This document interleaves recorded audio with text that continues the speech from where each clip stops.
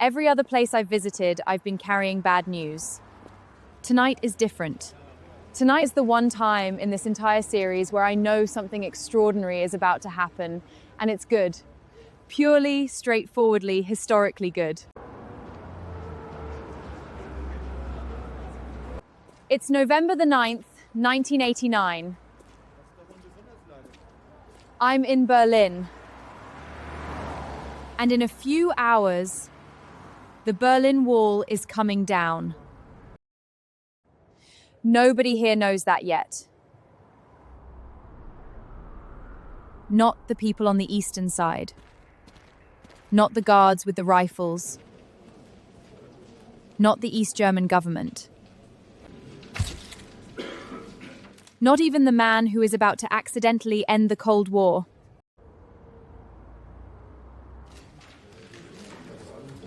At 6:57 this evening, a man named Günter Schabowski sat down in front of cameras for a routine East German government press conference.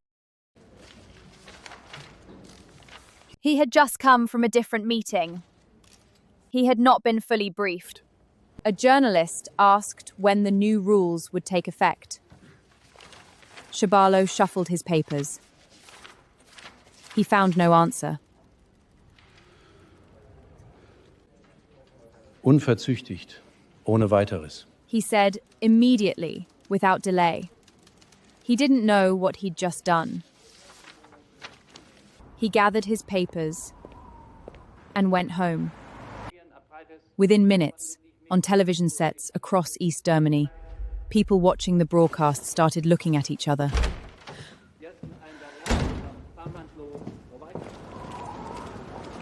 They went to the checkpoints. I'm watching this press conference on a small television in a bar in West Berlin. Nobody in this bar knows what's about to happen. They're watching it casually. Someone orders another beer. In 4 hours, this city will never be the same. On the western side, normal. West Berlin in 1989 is a proper city. Department stores, bars, neon. It's been an island of the West, completely surrounded by East Germany for decades.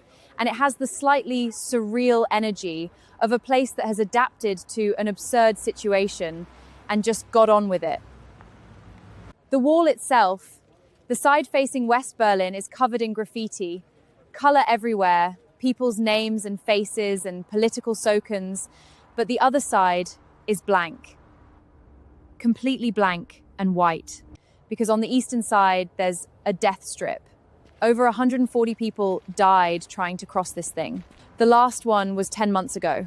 I'm walking along it now, on the western side, and something is starting to happen. Word is traveling faster than any official announcement. People are coming out of bars with coats half on, moving towards the checkpoints. I'm at Bornholdenstrasse.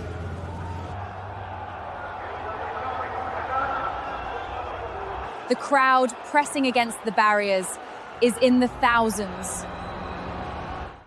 On the other side, East Germans who have spent their entire lives being told they cannot leave are just standing there. Some with bags, most with nothing. Just themselves and a feeling that this time it might actually be true. The guard commander here is a man named Harald Jäger. Nobody is giving him a clear order. There is no contingency for this. Nobody planned for this because nobody believed this moment would ever come. At 11:30 tonight, Harald Jäger makes a decision entirely on his own authority. At 11:30 tonight, he opens the gate. The first people through are quiet, almost stunned. They walk through on legs that seem to not quite believe the ground is real. Few steps into West Berlin, and they stop. They look around. Some of them are crying. Some of them are just standing with their faces in the November air like they're checking it's the same sky. And then, behind them, the crowd surges. West Berliners are on the other side, handing out champagne and bananas. Strangers are hugging each other. And there is noise, pure noise, that is nothing like any noise I have ever heard. It's the specific sound of collective disbelief becoming collective joy in real time. I have been to a lot of places in this series.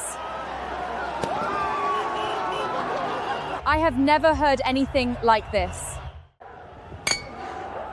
Now someone has a hammer. The people who chip pieces off the wall become known as the Marsspinker, the wall woodpeckers. Within an hour, they're everywhere, chipping at 28 years of concrete, with hammers and pickaxes and whatever they can find.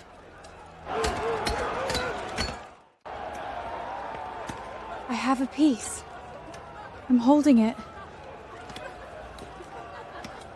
It weighs almost nothing.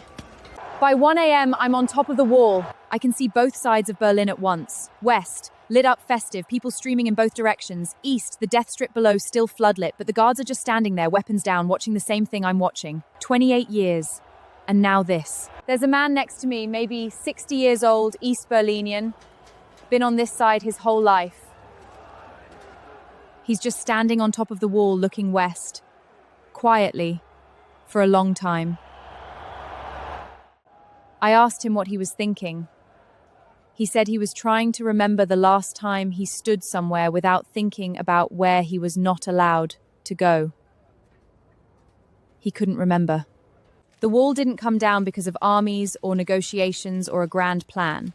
It came down because one man at a press conference didn't know the answer to a question, said something that wasn't quite true, and accidentally told 16 million people they were free. And they believed it. And they went to the checkpoints. And a guard opened a gate. And it was over. 28 years of concrete and watchtowers and death strip. And it ended with a bureaucrat shuffling his papers. I have never stood somewhere that felt so completely unsimplessly like the right side of history. This is the one. Berlin, November the 9th, 1989. The night the world got, for once, exactly what it deserved. Tell me where I'm going next.